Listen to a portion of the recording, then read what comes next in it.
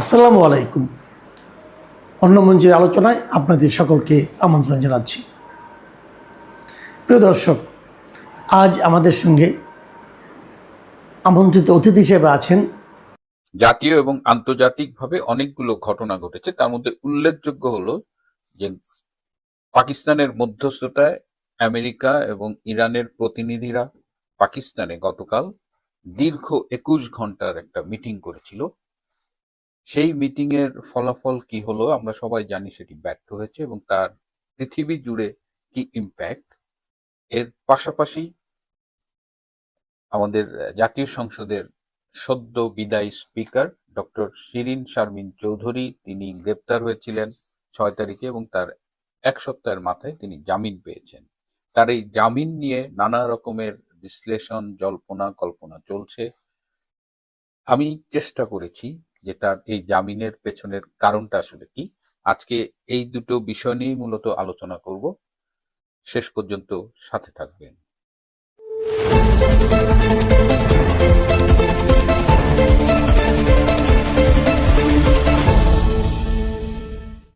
আসসালামু আলাইকুম এবং আদাব। আপনারা ইতিমধ্যেই জেনে গেছেন যে পাকিস্তানের মধ্যস্থতায় ইরান এবং আমেরিকার প্রতিনিধিরা বসেছিলেন। আমেরিকার ভাইস প্রেসিডেন্ট জেডি ভ্যান্স এসেছিলেন।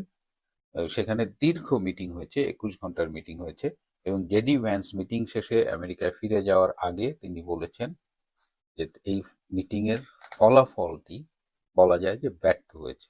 আলোচনা ব্যর্থ হয়েছে কারণ আহ, আমেরিকা যা চায় সেটা যদি মেনে নেওয়া যায় তাহলে তো এই যুদ্ধই হতো না। তাদের পারমাণবিক কার্যক্রম বন্ধ করতে হবে, ইউরেনিয়াম দিয়ে দিতে হবে, হরমুজ প্রণালীর কর্তৃত্ব নিয়ে কথা আছে। এত কিছু তো ইরান এত সহজে মানবে না। আবার ইরান যা চায় সেটা দিলে তো আমেরিকার এই যুদ্ধে পরাজয় হয়েছে বলাই যায়। সুতরাং এখন যে 2 সপ্তাহের একটা যুদ্ধবিরতি চলছে, যে যুদ্ধবিরতিটা পুরোপুরি মানা হয়নি, যখন ইসরায়েল লেবাননকে আক্রমণ করেছে, ইরান আবার মধ্যপ্রাচ্যে আক্রমণ করেছে। তো এখন এই আহ, সবাই এই মধ্যস্থতার এই বৈঠকটির দিকে তাকিয়েছিল, কারণ সারা পৃথিবীতে কিন্তু এটার একটা নেগেটিভ ইম্প্যাক্ট পড়ছে। তেলের দাম হু হু করে বাড়ছে এবং তেলের দাম বাড়লে শুধু তেলের দামের মধ্যে সীমাবদ্ধ থাকে না, তখন এইটার সাইড ইফেক্টস হিসেবে পুরো জীবনযাত্রার ব্যয় বেড়ে যায়, অনেক পণ্যের দাম বাড়ে। তো এই অবস্থায় সারা বিশ্ব আসলে তাকিয়েছিল এই মিটিংটার দিকে। এই মিটিংটা যদি ফ্রুটফুল হতো তাহলে এই মুহূর্তে এই ইরান আমেরিকা ইসরায়েলের এই সংঘাত, এই যুদ্ধ নিয়ে যে অস্বস্তি চলছে, অর্থনীতির উপরে যে চাপ পড়েছে, সেটির থেকে পৃথিবী বোধহয় একটু হাঁপ ছেড়ে বাঁচত। এখন যেহেতু বৈঠকটি ব্যর্থ হয়েছে, এখন টেনশন হলো যে 2 সপ্তাহের এই যুদ্ধবিরতি এর পরিণতি কি হবে, 2 সপ্তাহ পরে কি হবে। যদিও ইরান বলেছে ডিপ্লোমেসিতে আসলে শেষ বলে কিছু নাই, কন্টিনিউয়াস প্রসেস। আমেরিকার দেশের ভেতরে যে পরিমাণ চাপ সৃষ্টি হচ্ছে তাতে ট্রাম্পের রাজনৈতিক অবস্থানটা কিন্তু বেশ দুর্বল হয়ে পড়েছে। উনি গত নির্বাচনে যেভাবে ল্যান্ডস্লাইড ভিক্টরি হয়েছিল সেই জায়গাগুলো কিন্তু প্রশ্নের মুখে পড়েছে। এখন সারা পৃথিবী আবার সেই উদ্বিগ্ন। আমি যে অস্ট্রেলিয়া থেকে কথা বলছি, আমাদের সরকার এখন প্রতি লিটারে ভর্তুকি দিচ্ছে 25 সেন্ট। আবার কোনো কোনো রাজ্যে বাস ভাড়া একদম কমিয়ে এনেছে, পাবলিক ট্রান্সপোর্ট ভাড়া কমিয়ে এনেছে, নানানভাবে এটা অ্যাডজাস্ট করার চেষ্টা করছে। আমাদের প্রধানমন্ত্রী অ্যান্টনি অ্যালবানিজি ব্রুনাই গিয়েছেন সুলতানের সাথে কথা বলতে, যে ব্রুনাই থেকে কিভাবে তেল পাওয়া যায়। তো এভাবে নানা রকমের অ্যাডজাস্টমেন্ট চলতেছে। কিন্তু এই যে সারা বিশ্ব এই বৈঠকের দিকে তাকিয়েছিল, এই বৈঠকটি ব্যর্থ হলো এবং এর ফলে আমাদের সবার টেনশন বেড়ে গেল। কিন্তু পৃথিবীতে যে কয়টা দেশ এই উদ্বেগের মুখেও খুব স্বস্তিতে আছে, হ্যাঁ, এবং তার মধ্যে ধরেন যারা নিজেরা তেল প্রডিউস করে তাদের কথা বাদে অন্যান্য দেশের মধ্যে সবচেয়ে স্বস্তিতে আছে বাংলাদেশ। কেন বললাম এই কথা? কারণ বাংলাদেশের কোনো তেল ঘাটতি নাই। এটা আমার কথা নয়, এটা প্রতিমন্ত্রী শামা ওবায়দ বলছে। আজকেও একজন প্রতিমন্ত্রী এই কথা বলছে, তেলের সরবরাহে এবং মজুদে কোনো ঘাটতি নেই। এর আগে অনেক অনেক মন্ত্রী বলেছেন। হ্যাঁ, সাধারণত প্রতিমন্ত্রীরা এই কথাটা বেশি বলছেন। তো যেহেতু তেলের ঘাটতি নেই, এবং আমরা শেখ হাসিনার আমলে দেখেছি যে 100% অকটেন বাংলাদেশে গ্যাস ফিল্ডের কন্ডেন্সেট দিয়ে প্রডিউস হচ্ছে, এটা ইম্পোর্ট করতে হচ্ছে না। পেট্রোলও অলমোস্ট ইম্পোর্ট কমে গিয়েছিল, ইম্পোর্ট করতে হতো মূলত ডিজেল, সেটাও ভারত থেকে আনার জন্য একটা স্পেশাল পাইপলাইন করেছিল। তো শেখ হাসিনার আমলে এই তেল গ্যাস এগুলোর ম্যানেজমেন্ট অনেক বেটার ছিল। কিন্তু এখন কেন জানি সেই অকটেনও নাকি আগের মতো পাওয়া যাচ্ছে না, পেট্রোলও পাওয়া যাচ্ছে না, ডিজেল তো ঝামেলার। আর হরমুজ প্রণালী আমরা শুনছি যে পৃথিবীর 20 থেকে 25% তেল এদিক দিয়ে যাতায়াত করে, কিন্তু বাংলাদেশের জন্য যে তেলটা আসে সেটা নাকি 80 to 90%ই নাকি হরমুজ প্রণালী থেকে ভারত মহাসাগর হয়ে আসে। সুতরাং আমাদের জন্য হরমুজ প্রণালীর ব্যাপারটা অনেক বেশি ইম্পর্টেন্ট। কিন্তু মন্ত্রীরা যখন বলছে তেল পর্যাপ্ত মজুদ আছে, ঘাটতি নেই, তখন তো আমরা আসলে চরম স্বস্তিতে আছি। স্বস্তিতে আছি এটা কিভাবে বুঝবেন? আমাদের সম্মানিত প্রধানমন্ত্রী জনাব তারেক রহমান মনের আনন্দে সিনেমা দেখছেন। এর আগে তিনি একটা ইংরেজি সিনেমা দেখে এলেন। আবার দেখলাম তিনি মহিলা সমিতিতে গিয়েছেন, মঞ্চনাটক দেখলেন। যদি পরিস্থিতি স্বাভাবিক না থাকে তাহলে তো একজন প্রধানমন্ত্রী এরকম নিশ্চিন্তে সিনেমা নাটক দেখে বেড়াতে পারেন না। স্বাভাবিক পরিস্থিতিতে একজন প্রধানমন্ত্রী যদি একটু সিনেমা দেখতে যায়, মহিলা সমিতিতে যায়, তাহলে সমগ্র মঞ্চ নাটকটাই আসলে উৎসাহিত হয়, অনুপ্রাণিত হয়। মঞ্চ নাটকটা একসময় ভীষণ পপুলার ছিল। আমরা যখন ছাত্র ছিলাম বা প্রথম যৌবনে আমরা প্রচুর নাটক দেখতে গিয়েছি। তো সেই জায়গায় একটা প্রধানমন্ত্রী যায়, যদি শিশুদের নাটক দেখতে যায়, তো এগুলোর ডেফিনেটলি একটা পজিটিভ ইম্প্যাক্ট সোসাইটিতে পড়ে। সিনেমা উৎসাহিত হয়, যদিও এটা বিদেশি সিনেমা উনি দেখতে গিয়েছেন।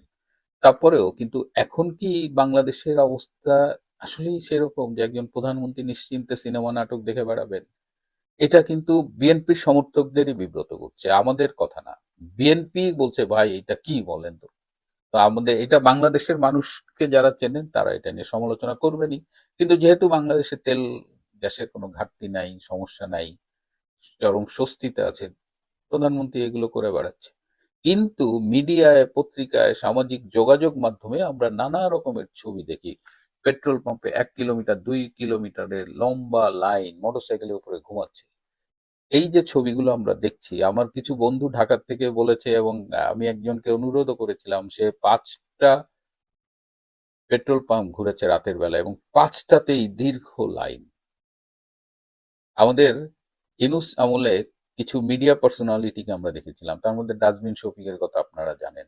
একজন আছে আমেরিকায়, বাংলাদেশ এম্বাসির একজন প্রেস মিনিস্টার। তিনি আবিষ্কার করেছেন যে আমরা পত্রিকায় এবং সামাজিক যোগাযোগ মাধ্যমে যে ছবিগুলো দেখি, এই যে মোটরসাইকেলের উপরে ঘুমাচ্ছে, এই যে লম্বা মানে লাইন পড়ছে, এই সবই নাকি আর্টিফিশিয়াল ইন্টেলিজেন্স জেনারেটেড। বাংলাদেশে নাকি কোনো তেলের সমস্যা নাই। তো বাংলাদেশে তেলের সমস্যা নাই, প্রধানমন্ত্রী ঘুরে বেড়াচ্ছেন, তো আমরা তো নিশ্চয়ই ভালো আছি। সারা পৃথিবী উদ্বিগ্ন, আমার অস্ট্রেলিয়া উদ্বিগ্ন, আমেরিকা উদ্বিগ্ন, কানাডায় তেলের দাম বাড়ছে, সব জায়গায় তেলের দাম বাড়ছে, কিন্তু বাংলাদেশ এখন নাকে তেল দিয়ে মৌজ করে বেড়াচ্ছে, উইচ ইজ ফাইন। এবং যারা এই অপপ্রচারগুলো করছে, এই ছবিগুলো ছাপাচ্ছে, এগুলো সব আর্টিফিশিয়াল ইন্টেলিজেন্স দিয়ে করা। মানে দালাল আমি অনেক দেখছি, বয়স তো কম হলো না, কিন্তু এই লেভেলের দালাল, এই ধরনের, এই লেভেলের মিথ্যেবাদী আমার মনে হয় এই জীবনে খুব একটা দেখিনি। যাই হোক, বাংলাদেশ স্বস্তিতে থাকলে আমাদের সবারই ভালো লাগার কথা। পর্যাপ্ত তেল গ্যাস আছে, আপনারা টেনশন করবেন না। কিন্তু এর মধ্যে টেনশন যেটা নিয়ে হচ্ছে সেটা হলো জাতীয় সংসদের সদ্য বিদায়ী স্পিকার ডক্টর শিরীন শারমিন চৌধুরী গতকাল জামিনে মুক্তি পেয়েছেন, এবং তার জামিনে মুক্তি পাওয়ার পর থেকেই সামাজিক যোগাযোগ মাধ্যমে ব্যাপক আলোচনা হচ্ছে যে তাহলে কি রিফাইন্ড আওয়ামী লীগের গঠন কি ফাইনাল হয়ে গেল, ডক্টর শিরীন এবং সাবেক চৌধুরীকে নিয়েই কি নতুন রিফাইন্ড আওয়ামী লীগ গঠিত হচ্ছে কিনা। এবং এটা নিয়ে অনেকে আবার বলছেন যে এটা কি রাজনীতির নতুন কোনো খেলা কিনা, পট পরিবর্তনের আভাস কিনা। আমি ডক্টর শিরীন শারমিনকে নিয়ে ঠিক উনি গ্রেপ্তার হওয়ার পরে আমি আরেকটি এপিসোড আগে করেছিলাম, 1 সপ্তাহ আগে, আপনারা সেটা শুনে দেখতে পারেন। এত জল্পনা কল্পনা ঠিক আছে, ইটস ফাইন, অ্যানালিসিস থাকা ভালো, কিন্তু আমি আপনাদের সত্যটা জানাতে চাই যে গত 1.5 বছর ইউনূসের আমলে তিনি একটা বাহিনীর কেয়ারপে সেফ হোমে বন্দী ছিলেন। আমি জানতাম তিনি গুলশানে ছিলেন, কিন্তু আরেকটি সূত্র বলছে তিনি মহাখালী বা বাড়িধারা কোনো একটা ডিওএইচএস এর একটা এই বাহিনীর সেফ হাউসে এক ধরনের বন্দী ছিলেন, যেটাকে আমরা বলি গুম ছিলেন। এবং গত নভেম্বর থেকে তার সাথে আওয়ামী লীগ হাইকমান্ড এবং তার আত্মীয় স্বজনের যোগাযোগ সম্পূর্ণ বন্ধ হয়ে গিয়েছিল। তিনি কিন্তু গুম থাকলেও তার টেলিফোনে কিছু যোগাযোগ তিনি করতে পারতেন সীমিত আকারে, কিন্তু সব ধরনের যোগাযোগ বন্ধ হয়ে যাওয়ার পরে আওয়ামী লীগের হাইকমান্ড থেকে উদ্বেগ প্রকাশ করা হয় যে তবে কি ডক্টর শিরীন চৌধুরীকে গুম করা হলো কিনা, তাকে হত্যা করা হলো কিনা, এবং এই কনসার্নটা কয়েকটা দেশকেও জানানো হয়, বিদেশে কয়েকটা ইম্পর্টেন্ট ফ্যাক্টর যারা আছে বাংলাদেশের রাজনীতির ব্যাপারে তাদের জানানো হয় যে ডক্টর শিরিন শারমিনকে খুঁজে পাওয়া যাচ্ছে না। এবং আপনারা জানেন যে আমি আগেও বলেছি, গত নভেম্বরে ডক্টর খলিল যখন ভারতে যায় তখন ভারত থেকে ডক্টর খলিলকে জিজ্ঞেস করা হয়েছিল যে ডক্টর শিরিন শারমিন কোথায়। ডক্টর খলিল সেদিন জবাব দিতে পারেনি। এবার 7 তারিখে ডক্টর খলিল ভারতে গেছেন, 6 তারিখে ডক্টর শিরিনকে গ্রেপ্তার দেখানো হয়েছে। এই গ্রেপ্তারটা মানে 6 তারিখেই কেন, এটা কাকতালীয় নয়, যাতে ডক্টর খলিলের আনসারটা দিতে সুবিধা হয় যে শি ইজ ইন জেল নাও। কিন্তু যাদের কেয়ারপে ডক্টর শিরিন গুম ছিলেন 18 মাস, সেই বাহিনীর ভেতরে অনেক পরিবর্তন হয়েছে ইউনূস চলে যাওয়ার পরে, এবং তারা মনে করেছে যে এইভাবে একজন স্পিকারকে গুম করে রাখার কোনো মানে হয় না, এবং তারা সরকারের সাথেও যোগাযোগ করেছে এবং সরকারও বলেছে যে এইভাবে তাকে আর সেফ হাউসে বন্দি করে গুম করে রাখার প্রয়োজন নেই। সুতরাং সব মিলিয়ে তাকে স্বাভাবিক জীবনে আনার জন্য এই গ্রেপ্তার নাটকটা খুব দরকার ছিল। যেহেতু তাকে আনঅফিসিয়ালি গুম করা হয়েছে, সুতরাং তাকে কোর্টে প্রডিউস করে তাকে এক নাটক সাজানো হয়েছে, সেই নাটকের মাধ্যমে তাকে গ্রেপ্তার করা হয়েছে এবং 1 সপ্তাহের মধ্যে তাকে জামিন দিয়ে দেওয়া হয়েছে। এটা পুরো প্রি প্ল্যান্ড। এবং এই ডক্টর শিরিনকে গ্রেপ্তারের পরে কিন্তু একটা ক্ষোভ দেখা দিয়েছে সাধারণ মানুষের মধ্যে, জাতীয় পর্যায়ে, আন্তর্জাতিক পর্যায়ে। সেটিও সরকারের জন্য ভালো ছিল না। তো সব মিলিয়ে তাকে জামিন দিয়ে এই চ্যাপ্টারটা ক্লোজ করা হলো। এবং এই জামিন দেওয়ার মধ্য দিয়ে যে ফিসফাসটা হচ্ছে, যে গুঞ্জনটা হচ্ছে, এই যে রিফাইন্ড আওয়ামী লীগ, ডক্টর শিরিনকে অনেকভাবে প্রেশারাইজ করা হয়েছে, কিন্তু তিনি কোনো চাপের কাছে নতি স্বীকার করেননি, এটা আমি আগেও বলেছি। এবং সাবের হোসেন চৌধুরীও এই রিফাইন্ড আওয়ামী লীগের কোনো প্রজেক্টের সাথে নিজেকে জড়াতে চাননি, এবং এই দুটা খুব ক্লিয়ার করে দেওয়া হয়েছে। কিন্তু এই 1 সপ্তাহের এই গ্রেপ্তার, এই পুরা বিষয়টায় যে বোনাস প্রাপ্তি হলো সরকারের, যে এখন আওয়ামী লীগের লোকজনই বলছে তাহলে কি শেখ হাসিনাকে মাইনাস করে রিফাইন্ড আওয়ামী লীগ করবে। এবং তারা দেখলাম যে রিফাইন্ড আওয়ামী লীগ হয়েই যাচ্ছে, এবং সেই প্রসঙ্গে কেউ কেউ ডক্টর শিরিনের বিরুদ্ধে কথাবার্তা বলছে। কিন্তু এই ধরনের কোনো বিষয় নেই। এই রিফাইন্ড আওয়ামী লীগ টাওয়ামী লীগ এগুলো সম্ভব না। আর রিফাইন্ড আওয়ামী লীগ করা যাবে না এমন কিছু নাই, এরকম দুই একটা ফাউল পাওয়া যেতে পারে, কিন্তু এই ডক্টর শিরিন, সাবের হোসেন চৌধুরী বা কেন্দ্রীয় আওয়ামী লীগের গুরুত্বপূর্ণ নেতা কাউকেই পাওয়া যাবে না। আওয়ামী লীগ একটা বিষয়ে ঐক্যবদ্ধ, দ্যাট ইজ শেখ হাসিনা। শেখ হাসিনার নেতৃত্বটা, এটা নিয়ে আওয়ামী লীগের কোনো কথা নেই। যদি কেউ কখনো শেখ হাসিনার বাইরে যেতে চায় তো ইজ গন ফর এভার আর কি। এটা এখানে রিফাইন্ড আওয়ামী লীগ বলেন, পিওর আওয়ামী লীগ বলেন, তৃণমূল আওয়ামী লীগ বলেন, এগুলো এগুলো সব মানে অপ্রয়োজনীয় প্রজেক্ট। আমি জানি না সরকার যেহেতু ফুরফুরে মুডে আছে, নাটক সিনেমা নিয়ে আছে, তারা এরকম একটা নিশ্চিত ব্যর্থ প্রকল্পে হাত দেবে কিনা। তবে আওয়ামী লীগের যারা আছেন, যারা আমার শো দেখেন, তাদের জন্য আমি বলতে পারি যে ডক্টর শিরিনের নেতৃত্বে রিফাইন্ড আওয়ামী লীগ করার কোনো কারণ নেই, বরং গুম করে রাখা হয়েছিল। সেই গুম থেকে তাকে স্বাভাবিক জীবনে ফিরিয়ে আনার জন্য এটা খুব দরকার ছিল, এবং সেই হিসেবেই ডক্টর শিরিনকে জামিন দেওয়া হয়েছে। আসসালামু আলাইকুম রহমতুল্লাহি ওবরকাতুহ।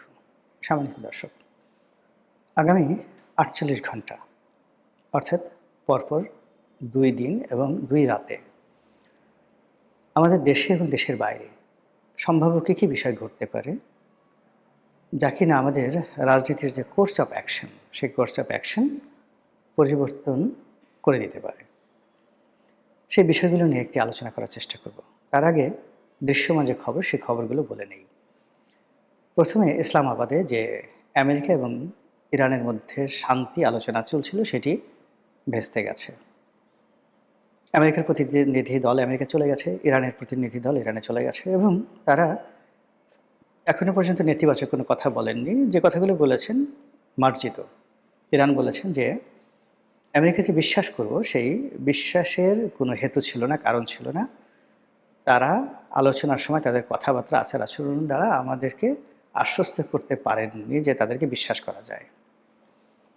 অন্যদিকে আমেরিকা যে কথাগুলো বলেছেন, সেই কথাগুলো যে এই যুদ্ধের মাধ্যমে তারা যে বিষয়গুলো পাননি আউট অফ দেয়ার অ্যাচিভমেন্ট, সেই বিষয়গুলো তারা এখন এই শান্তি আলোচনা অন্তর্ভুক্ত করেছেন এবং তারা দাবি দাওয়া পেশ করেছেন। মানে যেমন তাদের টাকা ছেড়ে দিতে হবে, হরমুজ প্রণালীতে তাদের যাকে বলা হয় একছত্র আধিপত্য থাকবে। তারপর আহ, তাদের যে পরমাণু কর্মসূচি, এই পরমাণু কর্মসূচি তারা চালাবে এবং কোনো রকম বাধা বিঘ্ন ছাড়া। তার আন্তর্জাতিক পরমাণু শক্তি কমিশন যেটা আছে, তার যে সদস্য পদ হিসেবে তারা যে চুক্তিবদ্ধ ছিল সেখান থেকে তারা বের হয়ে আসবে। এরকম আরও অনেক কথাবার্তা তারা বলছে, যেটা আমেরিকার আচরণে বোঝা যাচ্ছে। অন্যদিকে ইসরায়েলের অবস্থা খুবই গুরুতর। লাখ লাখ মানুষ যুদ্ধ বন্ধ করার জন্য রাস্তায় নেমে এসেছে। তারা ইরানের সাথে যুদ্ধ করতে চাচ্ছে না, তারা লেবাননের সঙ্গে যুদ্ধ করতে চাচ্ছে না। এবং এটা ইসরায়েলের জন্য এই প্রথমবার এই যে নেগোসিয়েশন, সেই নেগোসিয়েশনে রীতিমতো একটা অবমাননাকর পরিস্থিতি তৈরি করা হয়েছে। ইসলামাবাদে ইসরায়েলকে রাখা হয়নি। এর আগেরবার যখন যুদ্ধ হয়েছিল তখন নেগোসিয়েশনের যে কথাবার্তা সেটা হয়েছিল কায়রোতে। তো সেখানে সরাসরি ইসরায়েল না থাকলেও ইসরায়েলের উপস্থিতি বা অংশগ্রহণ মেনে নেওয়া হয়েছিল। এবার এটা মেনেই নেওয়া হয়নি। এটা বেঞ্জামিন নেতানিয়াহু এবং ইসরায়েলের জন্য খুবই অবমাননাকর। দ্বিতীয়ত হলো যে মিস্টার ডোনাল্ড ট্রাম্প এবং ইউরোপের যত শক্তি আছে, তারা এই যুদ্ধটিকে দুইটা ভাগে বিভক্ত করে ফেলেছে। প্রথম যুদ্ধ হলো যে ইরান ভার্সেস আমেরিকার যে যুদ্ধ, এটা আমেরিকা এবং ইরানের মধ্যে একটি চুক্তি হবে এবং এটা স্বতন্ত্রভাবে করার জন্য ইসরায়েলের কোনো রকম এখানে অংশগ্রহণ নেই। অন্যদিকে ইসরায়েল লেবাননে যে যুদ্ধ করেছে বা আক্রমণ করেছে, সেই ব্যাপারে লেবাননের সাথে হিজবুল্লাহর সাথে বসে শান্তি চুক্তি করার ব্যাপারে আমেরিকা এবং ইউরোপের পক্ষ থেকে মারাত্মকভাবে চাপ তৈরি করা হয়েছে। অনেকটি ঘটনা কিন্তু এখানে ঘটে গেছে। সেটি হলো যে এই পুরো যুদ্ধের প্রায় ১.৫ মাস পুরো সময়টি মধ্যপ্রাচ্যের দেশসমূহ ইরানের বিরুদ্ধে কোনো অ্যাকশন বা রিয়াকশন দেখায়নি। ডোনাল্ড ট্রাম্প এবং যাকে বলা হয় ইসরায়েল নেতানিয়াহু, তারা প্রাণান্ত চেষ্টা করেছিল আরব রাষ্ট্রগুলোকে জড়ানোর জন্য। এই জন্য তারা অনেকগুলো আত্মঘাতী হামলা চালিয়েছিল। সৌদি আরবের অনেকগুলো পেট্রোল পাম্প, মানে পেট্রোল পাম্প নয় ঠিক, অনেকগুলো যে পেট্রোলিয়াম যে তাদের সেক্টর রয়েছে, পেট্রোলিয়াম শোধনাগার, জ্বালানি শোধনাগার, সেখানে তারা হামলা চালিয়েছে। ইরান বলছে এগুলো আমরা চালাইনি, এগুলো আমেরিকা চালিয়েছে। তারপর কাতারে, এরপরে দুবাইতে, সংযুক্ত আরব আমিরাতে বহু আক্রমণ তারা করেছে। আমেরিকা এবং ইসরায়েল মূলত ইরানকে এই যুদ্ধে কোণঠাসা করার জন্য এবং আরব বিশ্বে একটা আরব জাতীয়তাবাদ গড়ে তোলার জন্য, কিন্তু সেটি হয়নি। যে কোনো কারণ হোক, আরব রাষ্ট্রগুলো ইরানের সাথে যুদ্ধে জড়ায়নি। কিন্তু যখন এই শান্তি আলোচনা হচ্ছিল, যুদ্ধবিরতি হলো, তখন হঠাৎ করে সংযুক্ত আরব আমিরাত, যেটাকে আমরা বলি ইউএই, তারা ইসরায়েলের সাথে মিলে এই লেবানন আক্রমণ চালিয়েছে। এটি মূলত মধ্যপ্রাচ্যের রাজনীতিকে আগামী ৪৮ ঘন্টার জন্য মারাত্মক জটিল করে তুলেছে। আপনারা জানেন যে সংযুক্ত আরব আমিরাত এবং সৌদি আরব, এই দুটো শক্তিধর রাষ্ট্র, দুটোই ইসরায়েলের বন্ধু, দুটোই আমেরিকার বন্ধু, কিন্তু এই দুটোর সাথে আবার ব্যক্তিগত সম্পর্ক একেবারে অহিনকুল সম্পর্ক। তো সেক্ষেত্রে এই যে লেবাননে সংযুক্ত আরব আমিরাতের যে আক্রমণ, এটি মধ্যপ্রাচ্যের রাজনীতির সমস্ত হিসাবকে আগামী ৪৮ ঘন্টা এলোমেলো করে দিয়েছে। এবার আমেরিকার ব্যাপারে আসি। আমেরিকার যে অভ্যন্তরীণ রাজনীতিতে ৩ থেকে ৪টি ঘটনার সামনে আসছে। যিনি এই মুহূর্তে ভাইস প্রেসিডেন্ট রয়েছেন, তাকে দায়িত্ব দিয়ে ডোনাল্ড ট্রাম্পকে দায়িত্ব থেকে চ্যুত করা বা তাকে বহিষ্কার করা, ইমপিচমেন্ট করা, এটা নিয়ে আমেরিকার যারা নীতি নির্ধারণী তারা কাজ করছেন। এবং এটা এত বেশি চলছে এবং ডোনাল্ড ট্রাম্পকে মানসিকভাবে, অর্থনৈতিকভাবে মানে তছনছ করে দেওয়ার জন্য আমেরিকার সমস্ত যে শক্তিগুলো তারা একত্র হয়েছে। এবং গত সেই ৩-৪ দিন ধরে ভদ্রলোক একেবারে রীতিমতো স্টপ হয়ে গেছেন। তিনি কি আমেরিকার প্রেসিডেন্ট না আমেরিকার নাগরিক, তিনি কি বেঁচে আছেন না নেই, এটা বোঝা যাচ্ছে না। এবং তার স্ত্রীর যে বডি ল্যাঙ্গুয়েজ, মেলানিয়া ট্রাম্প, সেটা দেখে বোঝা যায় যে ওই পরিবারের উপরে স্মরণকালের সবচাইতে যাকে বলা হয় ফ্রাস্ট্রেশন, যেটাকে বলা হয় সেটি, বা ডিপ্রেশন, সেটি যাচ্ছে। এবার আমাদের বাংলাদেশের ব্যাপারে আসি। বাংলাদেশে আগামী ৪৮ ঘন্টাতে অনেকগুলো চমকপ্রদ ঘটনা যে ঘটবে তার কিছু নমুনা দেখাই। হঠাৎ করে আপনি দেখবেন যে একটি পীরের মাজারে আক্রমণ করে পীরকে মেরে ফেলা হলো। এটি বিচ্ছিন্ন কোনো ঘটনা নয়, এটি ম্যাটিকুলাস ডিজাইনের অধীন একটি ঘটনা এবং হাদিকে যেভাবে হত্যা করা হয়েছে এইরকম প্ল্যান করে এই পীরকে হত্যা করা হয়েছে। এই গেল এক।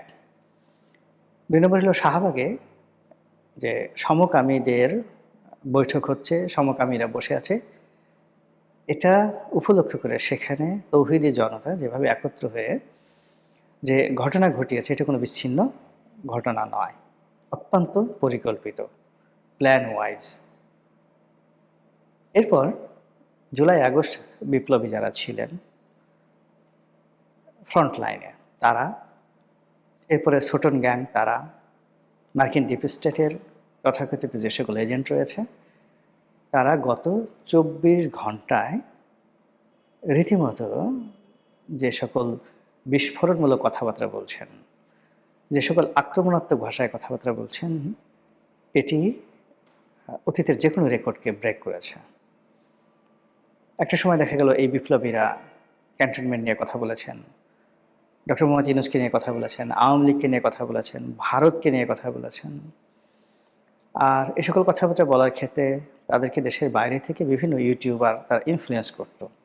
কিন্তু এইবার কোনো ইনফ্লুয়েন্সার নেই, কোনো ইনফ্লুয়েন্সাররাও কোনো কথাবার্তা বলছে না, কিন্তু দেশের ভিতর থেকেই বিভিন্ন জনে যারা রাজনীতির পোর্টফোলিওতে আছেন, পদপদবিতে আছেন, তারা বিভিন্ন যে ছাত্র সংসদ রয়েছেন সেই ছাত্র সংসদের যারা নেতৃবৃন্দ রয়েছেন তারা অসাধারণ কতগুলো শব্দ প্রয়োগ করে ইঙ্গিতপূর্ণ কতগুলো কথাবার্তা বলে সরকারকে রীতিমতো তারা লাল কার্ড দেখাচ্ছেন।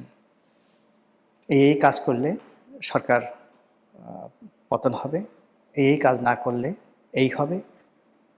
সরকারকে পাসপোর্টের মেয়াদ বৃদ্ধি করার জন্য নির্দেশ দেওয়া হয়েছে বিপ্লবীদের পক্ষ থেকে। আর ভারত থেকে যে হেলিকপ্টার আসবে না সে কথা তাদেরকে স্মরণ করিয়ে দেওয়া হয়েছে।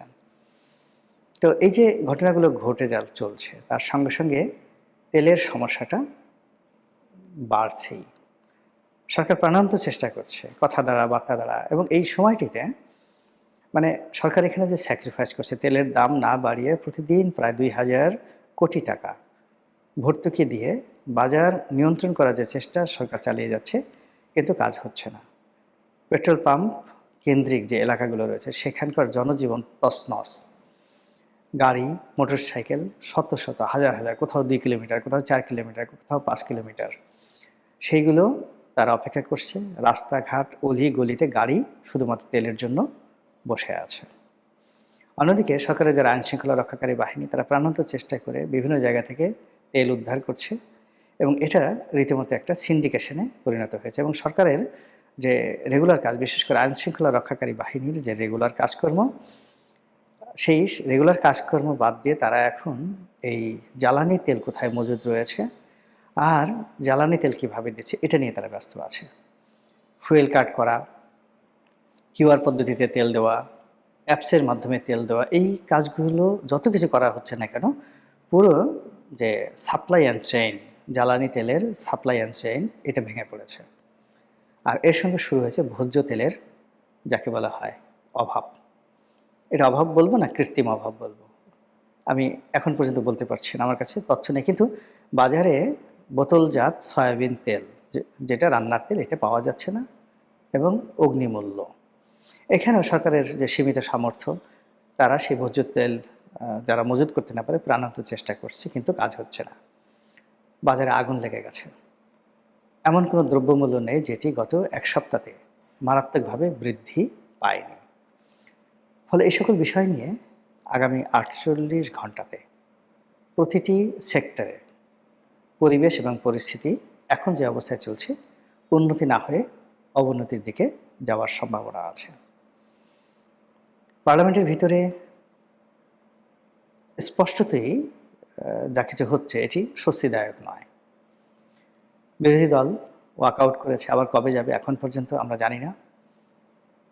জামাতের সভাপতি তিনি সরকারি দল সম্পর্কে ভীষণ রকম আপত্তিকর কিছু কথাবার্তা বলেছেন এবং সেই সকল কথাবার্তায় যে তাদের যে বিশ্বাস, আস্থা, সম্পর্ক সরকারি দলের সাথে তারা আশা করেছিল বা আমরা আশা করেছিলাম, সেই জায়গা থেকে তারা বিচ্যুত হয়েছে এবং তাদের যে দাবি দাওয়াগুলো রয়েছে সেই দাবি দাওয়াগুলো তারা রাজপথ আদায় করবে।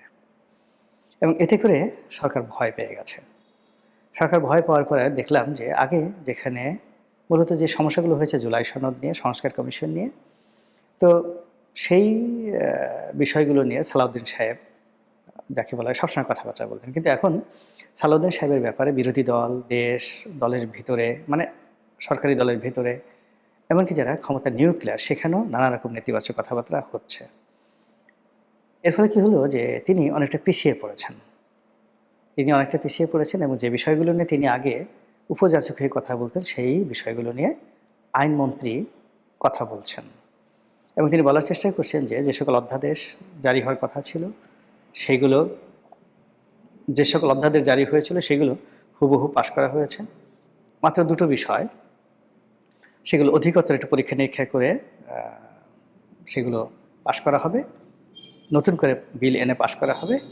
আর জুলাই সনদ এবং সংস্কার, এগুলো বিরোধী দলের কথা মতো সব কিছু হয়ে যাচ্ছে বলে এরকম একটা আশ্বাস তিনি দিয়েছেন। কিন্তু বাস্তবতা হলো যে আইনমন্ত্রী এবং স্বরাষ্ট্রমন্ত্রী